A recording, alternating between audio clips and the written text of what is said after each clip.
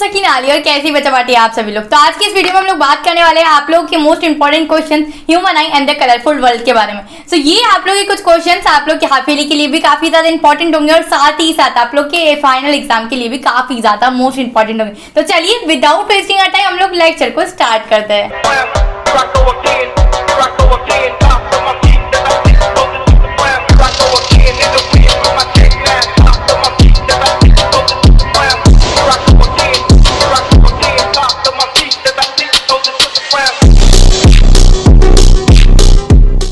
आज हम लोग डिस्कस करने वाले most important questions of the chapter human I and the colourful world. तो चलिए सबसे पहले हम लोग देखते हैं क्वेश्चन नंबर 1। ये जितने भी क्वेश्चंस मैं आप लोग के लिए आज लेकर आई हूँ ये PYQs है, मतलब प्रीवियस ईयर क्वेश्चंस है, जो कि काफी ज्यादा बेनिफिशियल होते हैं यार। इससे we will get an idea कि सीबीएसई किस टाइप से क्वेश्चन हमसे पूछता है एंड साथ ही साथ इसी टाइप के प्रिपेयर करोगे तो डेफिनेटली यार इस चैप्टर में नंबर तो नहीं कटने वाला। और अगर इसी टाइप के तुम लोग को दूसरी वीडियोस भी चाहिए तो मैंने बहुत सारे चैप्टर्स की बना रखी है मोस्ट इंपॉर्टेंट क्वेश्चंस की वीडियो, तो आप लोग को मैं डिस्क्रिप्शन और कमेंट्स में इसकी लिंक कर दे दूंगी, तो आप लोग वहां से जाके चेकआउट कर सकते हैं। चलिए क्वेश्चन नंबर 1 पर चलते हैं। State the function of each of the following parts of a human आई। तो आप लोग को कुछ पार्ट्स दी गए, आप लोग को इनके फंक्शंस बताना है। कौन कौन से? सबसे पहले कॉर्निया, देन है इरिस और तीसरा है प्यूपिल। ये सीबीएसई 2013 में ये क्वेश्चन पूछा गया था। तो कॉर्निया क्या काम करता है बच्चे? जो भी लाइट मेरी आंखों में डायरेक्ट आ रही है उसको रिफ्रैक्ट करवाने का काम करता है कॉर्निया। ये आउटर मोस्ट पार्ट होता है हमारी ह्यूमन आई का, ठीक है। अब बात करते हैं इरिस की। तो इरिस क्या करता है? हमारी आंखों के अंदर एक प्यूपिल होता है, ठीक है। एक छोटी सी गोटी दिखती है आप लोग को। ये प्यूपिल का क्या करता है? उसकी साइज को कंट्रोल करता है। जितनी लाइट आने देना है, कितने अमाउंट ऑफ लाइट हमारी आंखों में एंटर होनी है, वो डिसाइड करता है सिर्फ और सिर्फ इरिस। जैसे अगर मैं बात करूं, हम लोग मूवी थिएटर्स में जाते हैं तो वहां बहुत ज्यादा डार्कनेस होती है, कहता है इरिस अपने प्यूपिल के साइज को बड़ा कर देता है जिससे कि ज्यादा अमाउंट ऑफ लाइट हमारी आंखों में एंटर हो सके। अब देखो अभी जैसे मैं वीडियो शूट कर रही हूँ तो मेरे सामने लाइट्स वगैरह है, तो इस समय इरिस क्या करेगा? मेरे प्यूपिल के साइज को छोटा कर देगा क्योंकि आउटर साइड पे काफी ज्यादा लाइट हमारे पास यहाँ प्रेजेंट है, ठीक है। तो ये तीनों चीजें आप लोग की वही लिखी गई है, तो आप लोग रीड आउट कर सकते हैं। आप लोग के लिए यहाँ ह्यूमन आई का डायग्राम भी लगा दिया, जिसमें ये रहा कॉर्निया आप लोग का, ये रहा ब्लैक कलर का प्यूपिल और ये रहा आप लोग का व्हाइट कलर का इस तरीके से इरिस। तो ये तीनों चीजें मैं आप लोग को बता दी। चलिए अब नेक्स्ट क्वेश्चन पर हम लोग चलते हैं। What I defect is myopia? Describe with a neat diagram how this defect of vision can be corrected by using a suitable lens. तो किस तरीके से ये डिफेक्ट को करेक्ट किया जाता है? सबसे पहले तो ये बताना कि मायोपिया होता क्या है। तो आप लोगों ने सुना होगा कि हमें दूर का नहीं दिखता है, ठीक है। अब जिन लोगों को दूर का नहीं दिखता है तो यार वो अपने क्रश को भी दूर से नहीं देख पाते हैं, ठीक है, तो उनको हो जाता है यहाँ पर मायोपिया। जिन बच्चों को दूर का नहीं दिखता है, अब इसको कैसे करेक्ट कर सकते हैं? तो आप लोगों को पता है मायोपिया जब होता है तो हम लोग की जो इमेज होती है वैसे तो रेटिना पर बनती है नॉर्मल इंसान की, ठीक है। अब अगर तुम्हें मायोपिया हो गया है तब तुम्हारी इमेज रेटिना से पहले यहाँ बन जाएगी, ठीक है। यहाँ पर अब तुम्हारी इमेज बन रही होगी, बट दीदी ये तो गलती हो गई, हमारी इमेज तो रेटिना पर बननी चाहिए। इसको करेक्ट करने के लिए हम लोग क्या करते हैं? हाँ, यहाँ पर हम लोग कॉन्केव लेंस का यूज करते हैं, जिससे ये खींच तान कर इमेज को क्या करता है? पीछे रेटिना पर बनाने में मदद करता है। क्योंकि कॉन्केव लेंस कैसा लेंस है हमारा? कॉन्केव लेंस क्या करता है? कन्वर्जिंग है या डाइवर्जिंग? तो let me know in the comment section. तो ये आप लोग को इस तरीके से तीनों डायग्राम बनाकर आने और मायोपिया क्या होता है उसको अच्छे तरीके से एक्सप्लेन करना। चलिए नेक्स्ट क्वेश्चन पर मैं चलती हूँ। आप लोग से दो चीजें पूछी गई है। Mention the value of range of a vision for a normal eye. तो नॉर्मल आई के लिए हम लोग क्या हमारी रेंज ऑफ विजन है? हम कितने दूर तक का देख सकते हैं और कितनी पास तक का देख सकते हैं। यार अब तुम्हारी क्रश दूर खड़ी होती तब भी तुम्हें दिख जाती और पास आ जाती तब भी तुम्हें दिख जाती, तो ये ऐसा कैसे होता है? और कितनी दूर तक का दिख सकता है? तो अगर मैं दूर की बात करूँ तो हमें इन्फिनिटी तक का दिख सकता है, और अगर हम लोग पास की बात करें तो नियर बाय हमें एटलीस्ट 25 सेंटीमीटर तक दिख सकता है। तो ये दो है, नियर बाय में 25 और दूर में इन्फिनिटी। तो बाकी ये PYQs के क्वेश्चन है, आप लोगों को PYQs के क्वेश्चन कंटिन्यूअसली सॉल्व करते रहना है। जितने ज्यादा क्वेश्चन की प्रैक्टिस करोगे उतने ज्यादा अच्छे मार्क्स ला पाओगे बोर्ड्स में। रिसेंटली मेरी कजिन ने पास किया था अभी क्लास 10th का एग्जाम, ठीक है। तो मैंने उससे पूछा कि यार उसके 98% कैसे आए थे? अगर तुम लोग बोलोगे तो उसका इंटरव्यू लेकर आऊंगी अपने चैनल पर ड्रीम्स लर्निंग पर। तो उसने यही बताया कि दीदी मैं क्या करती थी कि जब मुझे फ्री टाइम मिलता था वीकेंड्स वगैरह पे, मैं काफी ज्यादा क्वेश्चन की प्रैक्टिस करती थी। तो क्वेश्चन की प्रैक्टिस करने के लिए हमारे पास होना चाहिए बहुत सारे क्वेश्चन। तो उसने बोला कि दीदी मेरे पास एक ही बुक थी जो एक मेरे वर्कशीट ले रखी थी, सीबीएसई की वर्कशीट ले रखी थी। तो सीबीएसई के चैप्टर वाइज वर्कशीट मुझे काफी ज्यादा हेल्प करी, जो कि ओसवाल गुरुकुल की तरफ से आती है। तो इस वर्कशीट में आप लोग को सारी चीजें दी गई है, सारे बिल्कुल सब्जेक्ट्स इसमें दिए गए, साइंस हो, मैथमेटिक्स और सोशल साइंस हो।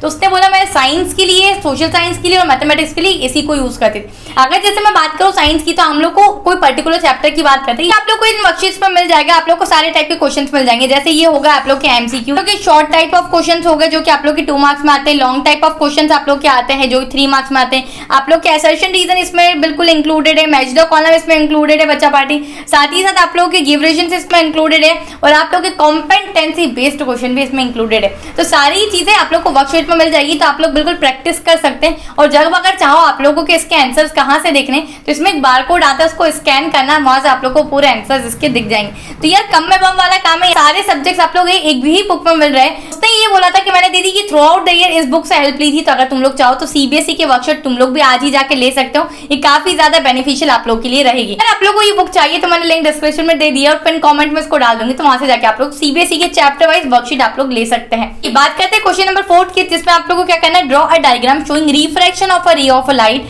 Through glass prism and mark the angle of deviation. अब आप लोग को रिफ्रैक्शन बताना है कि रिफ्रैक्शन कैसे होता है एंड उसमें बताना है कि आप लोग का एंगल ऑफ डेविएशन कहाँ होता है। तो सबसे पहले क्या करेंगे हम लोग बच्चा पार्टी, दीदी प्रिज्म बनाएंगे, चलो ड्रॉ कर लेते हैं प्यारा सा प्रिज्म। ये मैंने ड्रॉ कर लिया प्यारा सा प्रिज्म। अब इस प्रिज्म पे हमने एक लाइट को इंसिडेंट करवाया है, तो ये रही लाइट इंसिडेंट। अब यार इस लाइट को इस तरीके से सीधे निकल जाना चाहिए, ठीक है, पर इसने क्या करा, यहाँ से ये डेविएट हो गई इस तरीके से, ठीक है। तो जो हमारा एंगल ऑफ इंसिडेंस और एंगल ऑफ इमर्जेंट के बीच का जो एंगल बनता है उसी को हम लोग क्या बोलते हैं बच्चा पार्टी, एंगल ऑफ डेविएशन। इस रे को इस तरीके से सीधे जाना चाहिए था, एंगल ऑफ इंसिडेंस को, इंसिडेंट रे को इस तरीके से सीधे जाना चाहिए था, पर उसने एक पॉइंट पे इस तरीके से यहाँ पर डेविएट हो गई, ठीक है, तो यहाँ पर बन गया एंगल ऑफ डेविएशन। तो अब आप लोग लिखोगे क्या, दीदी सीबीएसई चाहती है हम डेफिनेशंस लिख कर आए, तो डेफिनेशन में इस तरीके से लिखना है, the angle between incident ray and the emergent रे is called angle of deviation. ये वाला डायग्राम बना कर आना, ये सारे लेबलिंग्स करना ABCD, ठीक है, और बता देना ये कौन सी रेज है, ठीक है। चलिए बच्चा बात आगे चलते, तो हमसे पूछा गया था ciliary muscles of a normal eye are in their most relaxed most contract state, ये दोनों का हमें डायग्राम बनाना है, ठीक है। साथ ही साथ in which of the 2 cases is the focal length of the eye lens more, दोनों में से फोकल लेंथ कब ज्यादा होती है हमें ये बताना है, ठीक है। अगर मैं इस पेंसिल को यहाँ रख रही हूँ तब भी मैं इसे देख पा रही हूँ, अगर मैं इस तरीके से बहुत दूर रख रही हूँ इस पेंसिल को तब भी मैं इसको अच्छे तरीके से देख पा रही हूँ। ऐसा कैसे होता है, जब तुम्हारी क्रश काफी ज्यादा दूर खड़ी होती है तब भी अच्छे से उसे देख लेते हो, एंड तुम्हारे सामने आके खड़ी हो जाए तब भी तुम उसको बहुत अच्छे तरीके से देख लेते हो। ये पॉसिबल है सिर्फ और सिर्फ हमारे सिलेरी मसल्स के थ्रू, क्योंकि सिलेरी मसल्स की वजह से हमारा आई लेंस छोटा बड़ा होता है और हमारी फोकल लेंथ चेंज हो जाती है। अगर मैं बात करूँ तुम्हारी क्रश बहुत दूर खड़ी है, उस केस में हमारे सिलेरी मसल्स रिलैक्स हो जाता है और मेरा जो आई लेंस है ना ये कैसा हो जाता है, ये थिन हो जाता है, ठीक है। इसकी वजह से हम अपने क्रश को बड़े दूर से भी देख पाते हैं। अगर मैं बात करूँ कि आप तुम्हारी क्रश तुम्हारी आंखों के सामने इस तरीके से आ चुकी है, उस टाइम पे हमारा सिलेरी मसल्स कॉन्ट्रैक्ट हो जाता है और उस टाइम पे मेरा जो आई लेंस है, ठीक है, ये कैसा हो जाता है, थिक हो जाता है, स्मॉल और थिक, छोटा और मोटा यहाँ पर हो जाता है। इन दैट केस यहाँ पर हमारी क्या हो जाती है, फोकल लेंथ बढ़ जाती है। इस समय पर हमारी फोकल लेंथ कैसी हो जाती है, ज्यादा हो जाती है जब हमें दूर की चीजें देखनी होती है, और जब हमें पास की चीजें देखनी होती है तब हमारी फोकल लेंथ कम हो जाती है। तो को ये चीजें समझ में आ गई होगी। चलिए नेक्स्ट क्वेश्चन पर हम लोग अच्छे तरीके से चलते हैं। ये क्यों हमें सनराइज और सनसेट से पहले 2 मिनट पहले सन दिखने लग जाता है। सनराइज होती है उसके पहले भी हम लोग को 2 मिनट पहले सूरज दिखने लग जाता है, और सनसेट के समय 2 मिनट बाद तक हमें सूरज दिखता है, तो सूरज डूब चुका है दीदी। तो ऐसा होता क्यों, चलिए हम लोग सबसे पहले डायग्राम को स्टडी करते हैं। सो बच्चा पार्टी ये है आप लोग की होरिजन, ठीक है। अब जब होरिजन के नीचे सन चला जाता है तो हम बोलते हैं यहाँ पर सनसेट हो चुका है या सूर्यास्त हो चुका है। अब इसी तरीके से ये होरिजन के ऊपर जब सन आ जाता है तो हम बोलते हैं सनराइज हो चुका है, सूर्योदय हो चुका है, ठीक है। अब हम लोग बच्चा पार्टी यहाँ खड़े हैं, ठीक है, आप नन्हे मुन्ने से बच्चे यहाँ खड़े हैं, ठीक है, हमारे अर्थ पर खड़े हैं, ठीक है। अब जैसे ही हमारे सन जब होरिजन के नीचे होता है वो धीरे धीरे सनराइज कर रहा होता है, तो इस तरीके से यहाँ पर उसकी जो रेज होती है वो आना चालू हो जाती है। देखो यहाँ तक अभी रेज सीधी आ रही थी, जैसे इसने अर्थ के एटमॉस्फेयर में एंटर किया इसने डेविएट हो गई इस तरीके से, just because of atmospheric refraction. Atmospheric refraction की वजह से इस तरीके से वो डेविएट हो गई और हमारी आंखों तक आई। तो हमारी आंखों ने क्या करा, इसको वापस से पीछे भेजा और हमारे पास एक प्रिसाइज्ड पोजीशन दिखी और हमको ये क्या लगा कि सन ऑलरेडी राइज हो चुका है, just because of atmospheric refraction. की रेस क्या हुई, हमारे एटमॉस्फेयर में आते से डेविएट होना चालू हो गई, चारों तरफ फैल गई, जिसकी वजह से हमें ये दिख रहा है कि सन ऑलरेडी राइज हो चुका है। ऐसा नहीं होता है, सनसेट के टाइम पे भी यही होता है कि जब ऑलरेडी डूब चुका होता है बच्चा पार्टी, तो उसकी रेज हमारे एटमॉस्फेरिक रिफ्रैक्शन में डेविएट होती रहती है एटमॉस्फेरिक रिफ्रैक्शन के थ्रू, जिससे हमें लगता है कि अभी भी सनसेट नहीं हुआ है, वो रहा सन, हमें तो अभी भी सन दिख रहा है। तो ये आप लोग लिख सकते हैं, आप लोग को लिखना हो आंसर, ठीक है, क्योंकि लिखना तो पड़ेगा ही, नहीं तो सीबीएसई मार्क्स नहीं देगा दीदी। चलिए नेक्स्ट क्वेश्चन पर बात करते हैं। Person needs a lens of a power plus 3D, ठीक है, for correcting his near vision. Person को पास का नहीं दिखता तो उसको कौन सा पावर का लेंस लगाए? Plus 3D। इसका मतलब क्या है, यहाँ कौन सा लेंस होगा आप लोग का? कॉनकेव लेंस होगा। और साथ ही साथ -3D for correcting his distance vision. अब यार बच्चा पार्टी उसको दूर का देखने के लिए -3D का लेंस लगाए। अब मुझे बताओ ये कौन सा ऐसा डिफेक्ट होता है जिसमें एक इंसान को पास का भी नहीं दिखाई देता और दूर का भी नहीं दिखाई देता? यस करेक्ट, प्रेसबायोपिया, जिसमें हमारी सिलेरी मसल्स एज के हिसाब से वीक हो जाती है और वो क्या करती है, हमें पास का भी दिखाई नहीं देता है ढंग से और दूर का भी नहीं दिखाई देता है। और उस टाइम पर हम लोग क्या करते हैं, कौन सा लेंस यूज करते हैं? तो आप लोग को पता है बच्चा पार्टी, हम लोग उस टाइम पर बायफोकल लेंस यूज करते हैं। एंड साथ ही साथ इसने क्या बोला है, अब हमें calculate the focal length of a lens is required to correct this defect. तो हम लोग को फोकल लेंथ निकालनी, तो आप लोग को पता है पावर का फॉर्मूला होता है P = 1/f। तो अभी हम लोग के पास पावर 3D दिया हुआ है, ये कॉनकेव लेंस का केस है। तो चलिए हम लोग को क्या निकालना है, अभी f निकालना है हमें। तो मैंने मान लिया 1/3 हमारे पास ये दिया हुआ है और इसका p का आंसर।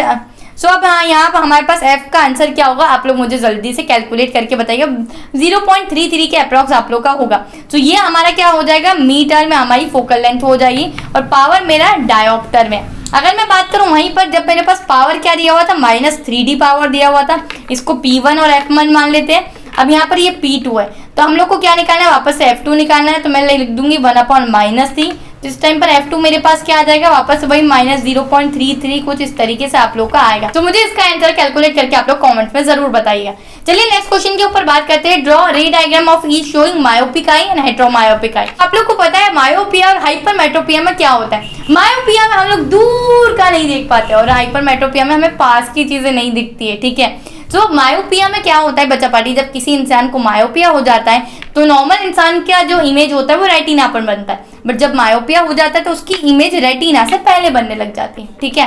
तो ये पहला शो कर दिया हमने। अब जब हाइपरमेट्रोपिया होता है तब क्या होता है, उसकी इमेज रेटिना से पीछे बनने लग जाती है। हाँ जी, ये रही, ये था हमारा रेटिना, बट उससे पीछे यहाँ पर इमेज बनने लग गई। तो इस तरीके से दोनों डायग्राम आप लोग को शो करने हैं और यहाँ पर बताना है। नेक्स्ट क्वेश्चन में हम लोग को बिल्कुल बूझो तो जानो जैसा क्वेश्चन है। अब हम लोग को ये हिंट दी हुई है और आप लोग को पहचानना है कि दम शराज जैसे कि कौन सी मूवी, मतलब ये कौन सा हमारा पार्ट है ह्यूमन आई का। चलिए, name the following part of a human I. Okay, a dark muscular diaphragm that controls the size of a प्यूपिल। आप लोग को बताया था मैंने कि हम थिएटर में जाते हैं तो हमारा प्यूपिल का साइज बड़ा हो जाता है क्योंकि वहाँ लाइट काफी कम होती है और हमें ज्यादा लाइट की जरूरत होती है। जैसे अगर मैं बात करूँ, अगर हम सनलाइट में खड़े हैं तब हमारे पास आसपास एटमॉस्फेयर में चारों तरफ लाइट है, तब हमारे क्या हो जाता है, प्यूपिल का साइज छोटा हो जाता है। ये कौन कंट्रोल करता है, कौन कंट्रोल? सो ये हमारा कंट्रोल करता है बच्चा पार्टी। इसका आंसर है हमारा इरिस। Very good. चल बी की बात करते हैं। बी ने हमसे पूछा है, name the part of an human eye which acts as a screen to obtain image of an object. Image कहाँ ऑब्टेन होती है हमारी आंखों में? करेक्ट बच्चा पार्टी दीदी, रेटिना पर। इमेज कहाँ बनती है? रेटिना पर। सी की बात करते हैं, mention the value of a near point for normal eye. तो नियर पॉइंट क्या होता है नॉर्मल आई का? 25 सेंटीमीटर। इससे पास हम लोग चीजों को नहीं देख सकते, करके देखिए, ठीक है, समझ में आ जाएगा। चलिए बच्चा पार्टी, इसी के साथ मैं नेक्स्ट क्वेश्चन पर चलती हूँ। हमारे नेक्स्ट क्वेश्चन ने क्या बोला है, stated type of corrective lens which is required by a person who can neither clearly see objects at near and nor at infinity. ऐसा इंसान जिसको दूर की चीजें भी नहीं दिखती और पास की चीजें भी नहीं दिखती, तो उनको कौन सा डिफेक्ट यहाँ पर हो गया है? तो आप लोग को पता है उनको हो चुका है यहाँ पर प्रेसबायोपिया। प्रेसबायोपिया। और प्रेसबायोपिया को कैसे ठीक करते हैं? कॉनकेव भी लगाना पड़ेगा और कॉन्वेक्स लेंस भी लगाना पड़ेगा। इसका मतलब ये है कि हम लोग को लगाना पड़ेगा बायफोकल लेंस। वेरी गुड बच्चा पार्टी, बायफोकल लेंस रिक्वायर्ड है। चलिए नेक्स्ट क्वेश्चन पर बात करते हैं। A person is advised to wear spectacles with concave lens, what type of defect vision is he suffering from. तो आप लोग को पता है कि जब कॉनकेव लेंस लगता है तब क्या होता है, कॉन्केव लेंस कैसा होता है, कन्वर्जिंग या डाइवर्जिंग, ये रेस को पीछे खींच देता है हमारे रेटिना तक। इसका मतलब उस इंसान को दूर का नहीं दिख पा रहा होगा, तब हमने क्या करा, सेकंड में कॉन्केव लेंस का यूज किया। और कॉन्केव लेंस कब यूज होता है, जब इंसान को दूर का नहीं दिख पाता। तो कौन सा डिफेक्ट होता है, मायोपिया, जब इंसान को दूर का नहीं दिख पा रहा है। ठीक है, थर्ड की बात करते हैं, हमारे पास है what is dispersion of light. तो ये 2012 में पूछा गया है, 15 में पूछा गया है और फॉरेन 2016 में भी पूछा है। तो डिस्पर्शन ऑफ लाइट आप लोग को पता है, जब हमारी एक सिंगल लाइट, ठीक है, हमारी व्हाइट लाइट, सिंगल में भी कौन सी, व्हाइट लाइट, जब हमारे प्रिज्मा से पास होती है, जब हमारी व्हाइट लाइट प्रिज्मा पर रिफ्लेक्ट करती है, तो ये 7 कलर्स में क्या हो जाती है, डिस्पर्स हो जाती है। तो यहाँ पर हमें क्या शो होता है, डिस्पर्शन ऑफ लाइट। और यहाँ पर क्या बन रहा होता है, हमारा विबग्योर, इस तरीके से विबग्योर बन रहा होता है। ठीक है बच्चा पार्टी, अगर मैं बात करूं यहाँ पर इस तरीके से, तो यहाँ पर हमारी नीचे से जब हम ऊपर जाते हैं तो हमारी वेवलेंथ बढ़ती हुई दिखाई देती है। इसका मतलब ये सबसे ज्यादा वेवलेंथ हमारी रेड की होती है और सबसे कम हमारी वॉलेट की होती है। और अगर हम इस तरीके से नीचे जाएंगे तो यहाँ पर वेवलेंथ कम होती हुई हम लोग को दिखाई देती है। तो आप लोगों का मुझसे एक और सवाल होगा कि दीदी यहाँ पर हमने व्हाइट लाइट को डाला तो ये 7 कलर्स में इस तरीके से डिस्पर्स हो गए। इन केस अगर मैं इस तरीके से रेड लाइट को डालता हूँ तो वो भी डिस्पर्स हो जाएगी क्या? तो इसका जवाब मुझे तुमसे चाहिए कि अगर मैं रेड या ब्लू या ग्रीन या येलो या वॉलेट किसी भी लाइट को डालती हूँ तो वो 7 कलर्स में अगर स्प्लिट होगी या नहीं, हम लोग को इस तरीके से विबग्योर दिखेगा या नहीं। तो अगर जिस भी बच्चे ने अच्छे से जवाब दिया तो उसके लिए एक सरप्राइज है, और साथ ही साथ टेलीग्राम ग्रुप ज्वाइन कर लेना, बिकॉज ये इंटायर पीडीएफ में आप लोग को टेलीग्राम पर दे दूंगी। चलिए बच्चा पार्टी, इसी के साथ मैंने बहुत सारे चैप्टर्स के most important questions already upload कर दिए। सो डू नॉट वरी, जाके आप लोग चेकआउट कर लीजिए, बिल्कुल फ्री है, आप लोग का कोई भी पैसा नहीं लिया जा रहा। एंड साथ ही साथ अंदर 30 मिनट्स के मैंने काफी सारे वन शॉट्स डाल रखे। आप लोग का हाफ ईयरली का पूरा सिलेबस मेरे ड्रीम्स लर्निंग पर कंप्लीटेड है। तो बिल्कुल चैनल को सब्सक्राइब कर लीजिए, कुछ भी मत सोचिए, बिल्कुल देर मत करिए। अपने सकीना दीदी के दिल का हिस्सा बनने के लिए बिल्कुल चैनल को सब्सक्राइब, बेल आइकन को प्रेस और टेलीग्राम और इंस्टाग्राम ज्वाइन कर लीजिए। Till then keep learning. इसी के साथ मिलती हूँ मैं नेक्स्ट वीडियो में। This is your educator Sakina Ali, signing of.